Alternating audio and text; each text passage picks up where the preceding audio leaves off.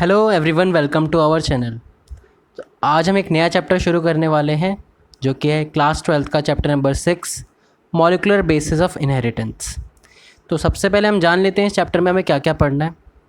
तो सबसे पहले हम इंट्रोडक्शन देखेंगे चैप्टर के अंदर, एक ओवरव्यू जानेंगे हमें क्या क्या पढ़ना है, फिर डीएनए के बारे में जानेंगे।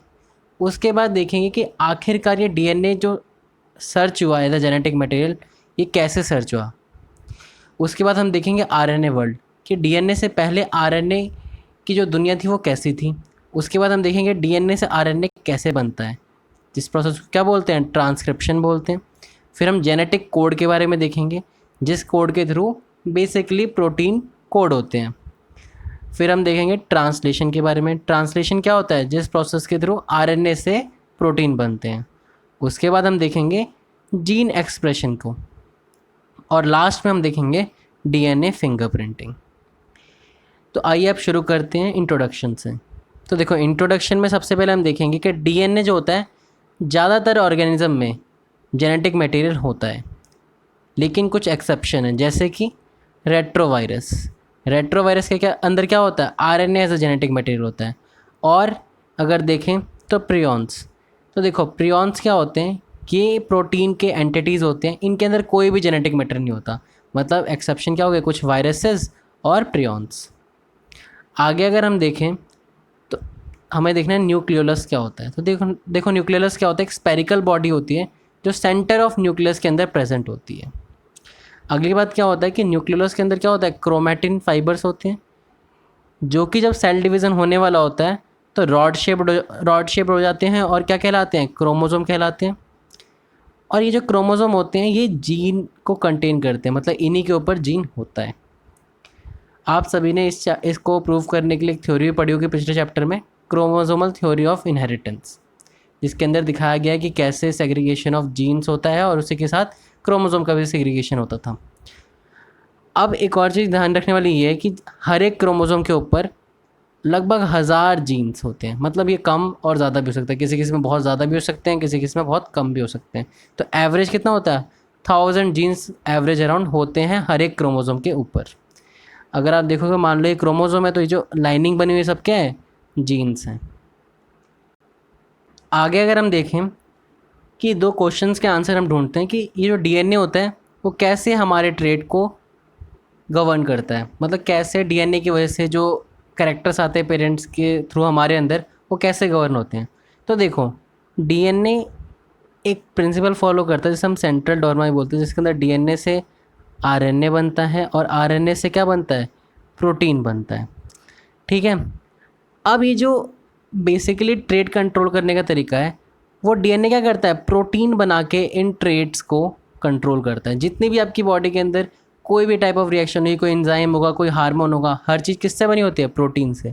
तो जितनी भी चीज़ें कंट्रोल हो रही हैं उनके अंदर प्रोटीन का सबसे मेजर रोल है। तो कैसे करता है डीएनए कंट्रोल ट्रेट्स को, प्रोटीन के थ्रू। अगला अगर हम देखें रोल ऑफ आरएनए क्या है, तो आप सभी ने देखा इस प्रोसेस के अंदर क्या था, आरएनए से प्रोटीन बन रहे थे।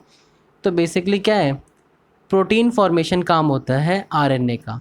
और आरएनए कब करेगा प्रोटीन फॉर्मेशन, जब उसे डीएनए सिग्नल देगा। आगे अगर हम देखें डीएनए के बारे में कुछ ओवरव्यू जान लेते हैं। तो देखो, डीएनए की सबसे पहले फुल फॉर्म क्या होती है, डीऑक्सीराइबो न्यूक्लिक एसिड। ये कैसा स्ट्रक्चर होता है इसका, डबल स्टैंडर्ड हेलिकल स्ट्रक्चर। तो देखो हेलिक्स ऐसे करके जो फिगर वगैरह बनती है उसको हेलिक्स बोलते हैं। आप तो देखो ये जो डीएनए का स्ट्रक्चर है ये डबल स्टैंडर्ड है। देखो एक ये रहा स्टैंड और दूसरा ये रहा स्टैंड, और ये दोनों कॉइल करके एक दूसरे के साथ ज्वाइंट हो रखे हैं। इसी पूरे स्ट्रक्चर को क्या बोलते हैं, डीएनए बोलते हैं। अब अगली बात है कि डीएनए जो होता है वो पॉलीमर होता है।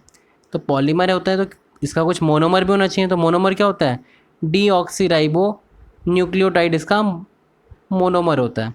तो मोनोमर बेसिकली क्या होता है, एक ऐसी यूनिट जो बार बार मतलब एक तरीके से ज्वाइन होके पॉलीमर का फॉर्मेशन करेगी। और पॉलीमर क्या है, डीएनए है यहाँ पे।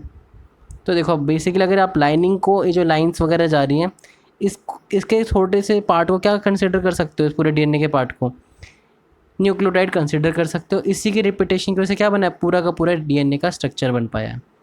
अब अगली बात आती है लेंथ कैसे पता लगाएं कि डीएनए की लेंथ कैसे होगी। तो देखो जितने न्यूक्लियोटाइड होंगे उतनी ही उसकी लेंथ मान लेते हैं, मतलब number of nucleotide equal to length of DNA. आगे अगर हम आरएनए के बारे में देखें तो आरएनए की फुल फॉर्म होती है राइबो न्यूक्लिक एसिड, और ये क्या होता है, सिंगल स्ट्रैंडेड ही होता है, सिर्फ एक ही स्ट्रैंड होता है। जैसे इसके अंदर 2 स्ट्रैंड थे, लेकिन इसके अंदर कितने होते हैं, एक ही स्ट्रैंड होता है। अगली बात है कि ये भी पॉलीमर होता है, तो इसका मोनोमर क्या होता है, राइबो न्यूक्लियोटाइड इसका मोनोमर होता है। तो देखो इसका अगर छोटा सा पार्ट लोगे तो ये क्या होगा, राइबो न्यूक्लियोटाइड होगा। इसी को बार बार रिपीट करके क्या बनाया गया है, आरएनए को बनाया गया है। आगे अगर हम ये जो न्यूक्लियोटाइड हमने 2 बार देखा, इसका स्ट्रक्चर के बारे में बात करें तो इसके स्ट्रक्चर में 3 चीज़ें होती हैं। पहला एक पेंटोस शुगर, फिर नाइट्रोजन बेसिस होते हैं, और लास्ट में एक फॉस्फेट ग्रुप भी होता है। अगर आप इस पूरे स्ट्रक्चर को देखो तो ये एक सिंगल न्यूक्लियोटाइड का स्ट्रक्चर है। अब इसके अंदर हम डिफरेंट पार्ट्स को देखते हैं। तो देखो ये जो पार्ट है ये क्या है आपका, ये जो डॉटेड पार्ट है ये है आपका sugar, pentose sugar. Pentose sugar मतलब ऐसा शुगर जिसके पास 5 कार्बन हो, ठीक है। ये है आपका फॉस्फेट ग्रुप, और ये है आपका नाइट्रोजनस बेस यहाँ पे कनेक्टेड है, ठीक है। तो देखो सबसे पहले हम देखते हैं राइबो न्यूक्लियोटाइड का स्ट्रक्चर, और फिर देखते हैं कि डीएनए का जो डीऑक्सी राइबो न्यूक्लियोटाइड होता है उसके अंदर अंतर क्या होता है। तो देखो पहली बात ये पेंटोस शुगर है। पेंटोस शुगर के फर्स्ट पोजीशन पे क्या लगा हुआ है, एक बेस लगा हुआ है, देख सकते हो आप सभी लोग। और फिर अगर आप देखोगे 5th कार्बन के साथ क्या लगा हुआ है, आपका एक फॉस्फेट ग्रुप भी लगा हुआ है, ठीक है। अभी हम फिर से इन ग्रुप्स को अच्छे से स्टडी करेंगे, अभी जस्ट हम एक ओवरव्यू जान रहे हैं। तो ये जो पूरा का पूरा स्ट्रक्चर है ये क्या कहलाता है, राइबोस शुगर कहलाता है, ठीक है। बाकी पूरा स्ट्रक्चर सेम रहता है डीएनए के अंदर ही, बस ये जो राइबोस शुगर है इसकी जगह क्या शुगर बन जाता है, डीऑक्सी राइबोस शुगर बन जाता है।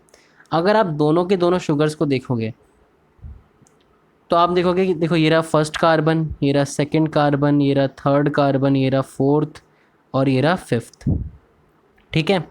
तो अगर पूरे के पूरे आइडेंटिकल है दोनों के दोनों, राइबोस वो पेंटोस शुगर दोनों आइडेंटिकल है, लेकिन अगर आप सेकंड वाले पोजीशन पे देखो तो इधर क्या लगा हुआ है, OH लगा हुआ है, लेकिन यहाँ क्या होता है, सिर्फ H होता है। इसीलिए इसको हम क्या बोलते हैं, डीऑक्सी राइबोस न्यूक्लियोटाइड, डीएनए के स्ट्रक्चर को, और इसको क्या बोलते हैं, राइबो न्यूक्लियोटाइड। तो देखो यहाँ पे कौन सा शुगर हो गया, डीऑक्सी राइबोस शुगर हो गया, और यहाँ पे राइबोस शुगर हो गया। तो दोनों में अंतर क्या था, सिर्फ सेकंड पोजीशन पे क्या लगा हुआ है, इधर OH लगा हुआ है राइबोस वाले के अंदर, और उधर क्या लगा हुआ है, सिर्फ H लगा हुआ है। तो देखो डी मतलब क्या होता है, हटा देना ऑक्सीजन को, डीऑक्सी राइबोस। आगे अगर हम पेंटोस शुगर की फिर से बात करें तो हम देखते हैं ये होता क्या है। तो एक मोनोसैकेराइड होता है विथ 5 कार्बन चेन, अभी हमने देख भी लिया था। फिर हमने देखा कि आरएनए के अंदर क्या होता है, राइबोस शुगर होता है, और डीएनए के अंदर क्या होता है, डीऑक्सी राइबोस शुगर होता है। आप स्ट्रक्चर को यहाँ देख सकते हो, देखो स्ट्रक्चर ये राइबोस शुगर का है, तो ये रहा 1st carbon, 2nd carbon, 3rd carbon, 4th carbon, और ये 5th कार्बन। 5 कार्बन है, दोनों के दोनों स्ट्रक्चर आइडेंटिकल है। बस आप अगर ये सेकंड पोजीशन पे OH देखोगे तो ये आरएनए के राइबोस शुगर के अंदर होता है, लेकिन डीएनए के अंदर ये OH मिसिंग होता है, इसीलिए इसका नाम क्या होता है, डीऑक्सी राइबोस शुगर, क्योंकि ऑक्सीजन यहाँ पे रिमूव्ड है। तो ये हल्का सा अंतर है दोनों के पेंटोस शुगर के अंदर। अब अगली चीज़ अगर हम देखें तो उसके अंदर था फॉस्फेट ग्रुप। पेंटोस शुगर के बाद क्या था, फॉस्फेट ग्रुप। तो देखो फॉस्फेट ग्रुप का फॉर्मूला क्या होता है, PO4 3-। अब अगर हम देखें यहाँ पे तो ये फॉस्फेट ग्रुप बेसिकली होता क्या है, तो देखो इनऑर्गेनिक सॉल्ट ऑफ फॉस्फोरस होता है बेसिकली ये, और ये पेंटोस शुगर के साथ मिलकर क्या फॉर्म करता है, बैकबोन ऑफ न्यूक्लियोटाइड या पॉलीन्यूक्लियोटाइड या डीएनए या आरएनए का क्या करता है, बैकबोन का फॉर्मेशन करता है। तो ये क्वेश्चन आता है, what forms the backbone of DNA या आरएनए, तो कौन फॉर्म करता है, pentose sugar along with phosphate group forms the backbone. अगली बात रह गई है नाइट्रोजनस बेस की। तो देखो नाइट्रोजनस बेस क्या होता है, ये कहाँ पे कनेक्टेड था, पहली बात तो 1st कार्बन पे कनेक्टेड था, और ये 2 तरीके के होते हैं, एक होते हैं प्यूरिन्स और दूसरे होते हैं पायरेमिडीन्स। प्यूरिन के अंदर 2 आते हैं, एडेनिन और ग्वानिन, और पायरेमिडीन्स के अंदर 3 आते हैं, साइटोसिन, यूरासिल और थाइमिन। इसमें से जो यूरासिल है ये सिर्फ आरएनए के अंदर होता है, और थाइमिन किसके अंदर होता है, सिर्फ डीएनए के अंदर होता है। मतलब बेसिकली किसी के अंदर 4 ही हो पाएंगे अगर उसके अंदर डीएनए, और 4 ही हो पाएंगे अगर आरएनए भी है। अब क्या होता है कि जो न्यूक्लियोटाइड होते हैं कैसे एक दूसरे के साथ मिले होते हैं। तो देखो यहाँ पे क्या है, नाइट्रोजनस बेस जब लिंकेज बनाता है पेंटोज शुगर के साथ, हमने देखा भी था डायग्राम के अंदर, अभी हम फिर से भी देखेंगे, पहले हम जान लेते हैं क्या था। तो देखो जब ये फर्स्ट कार्बन के साथ बॉन्ड बनाता है पेंटोज शुगर के नाइट्रोजनस बेस, तो उसको हम क्या बोलते हैं, एन ग्लाइकोसिडिक बॉन्ड बोलते हैं।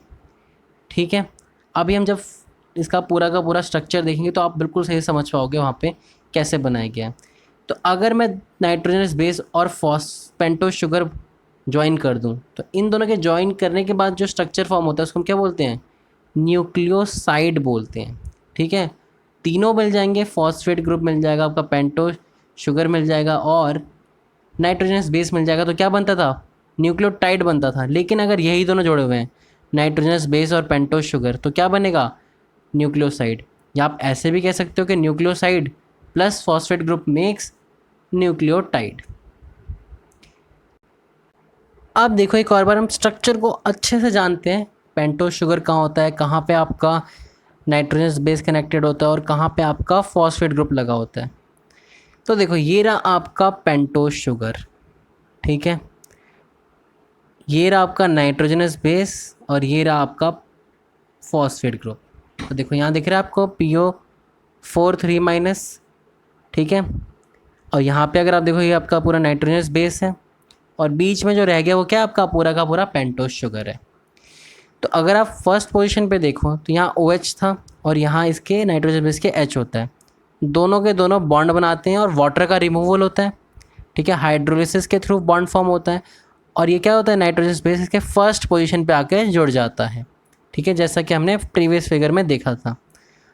आप अगर दूसरी तरफ बात करो फॉस्फेट ग्रुप की, तो देखो ये 5th कार्बन है, इसके लास्ट एंड पे OH लगा हुआ है और जो आपका फॉस्फेट ग्रुप है यहाँ पे OH लगा हुआ था। तो यहाँ का H और यहाँ का OH दोनों मिलके क्या होगा, वाटर का रिमूवल होगा और ग्लाइकोसिडिक बॉन्ड का फॉर्मेशन हो जाएगा दोनों के बीच में बेसिकली। और ये कहाँ पे ज्वाइन हो जाएगा आपका फॉस्फेट ग्रुप, ये आपका 5th पोजीशन पे जाके ज्वाइन हो जाएगा।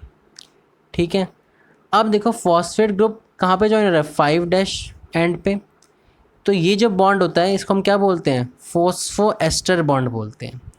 और जब ये बॉन्ड फॉर्म हो जाएगा और ऑलरेडी यहाँ पे ग्लाइकोसिडिक बॉन्ड बन चुका है, तो दोनों के बनने के बाद हम क्या बोलेंगे, इसको न्यूक्लियोटाइड बोलेंगे। मतलब phosphate group plus pentose sugar plus nitrogenous base आपका क्या बनाता है, न्यूक्लियोटाइड बनाता है, तीनों मिलके न्यूक्लियोटाइड बनाते हैं। और अगर यही दोनों सिर्फ मिले होते हैं, मतलब इतना ही पार्ट होता है, इतना ही, तो वो क्या कहलाता आपका, न्यूक्लियोसाइड कहलाता। लेकिन जब ये फॉस्फोएस्टर बॉन्ड के साथ फॉर्म हो जाएगा तो ये पूरा का पूरा स्ट्रक्चर क्या कहलाया जाएगा, न्यूक्लियोटाइड कहलाएगा। इस वीडियो के लिए सिर्फ इतना ही। नेक्स्ट वीडियो के अंदर हम इसके आगे का पार्ट देखेंगे और फिर हम ये भी देखेंगे कि कैसे एक न्यूक्लियोटाइड दूसरे न्यूक्लियोटाइड के साथ कनेक्टेड होता है। और फर्दर हम कुछ एक्सपेरिमेंट्स को भी अगर आपको हमारी वीडियो अच्छी लग रही है तो हमारे चैनल को सब्सक्राइब करें, वीडियो को लाइक करें, शेयर करें और अगर आपको कोई डाउट है तो उसको कमेंट सेक्शन में लिखें। Thank you.